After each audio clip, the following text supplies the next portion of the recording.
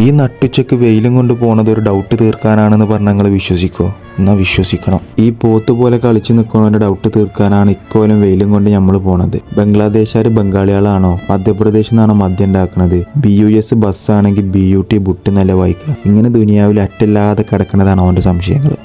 അങ്ങനെ അവൻ അവസാനമായിട്ട് ചോദിച്ച ഡൗട്ട് തീർക്കാൻ വേണ്ടി ഞങ്ങൾ എത്തിയത് കാലിക്കറ്റുള്ള ആസ്കോട്ട് ഹോട്ടലിൻ്റെ മുന്നിലാണ്. അതിനൊരു പ്രത്യേക കാരണമുണ്ട്. ജർമ്മൻ ലാംഗ്വേജ് പഠിക്കാൻ ജർമ്മനിക്ക് തന്നെ പോകണ്ടേ?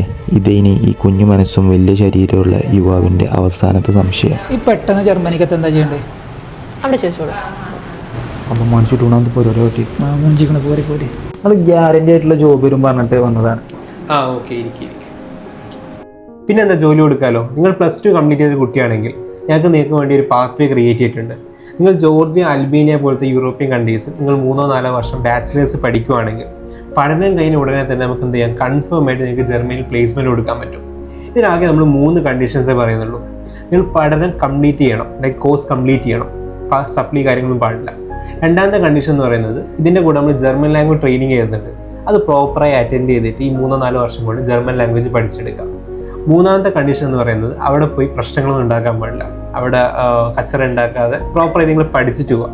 അങ്ങനെയാണെങ്കിൽ ഞങ്ങൾക്ക് എന്ത് ചെയ്യാൻ പറ്റും, കൺഫേം ആയിട്ട് ജർമ്മനിയിൽ പ്ലേസ്മെൻറ്റ് തരാൻ പറ്റും. സോ ഗൈസ്, ഡൗട്ട് ക്ലിയർ ചെയ്യാൻ വേണ്ടിയിട്ട് നമ്മൾ കറക്റ്റായ പ്ലേസിലാണ് എത്തിയിട്ടുള്ളത്. +2 കഴിഞ്ഞ സ്റ്റുഡൻസ് ആണെന്നുണ്ടെങ്കിൽ മസ്റ്റ് വിസിറ്റാണ് യലോറിയ. കാരണം പഠിച്ചു കഴിഞ്ഞാൽ പണി ഉറപ്പാണ്. India's first job guaranteed study അബ്രോഡാണ്. അതുകൊണ്ട് +2 കഴിഞ്ഞ് നിൽക്കുന്ന സ്റ്റുഡൻ്റ് ആണെന്നുണ്ടെങ്കിൽ വേഗം വന്നോളി.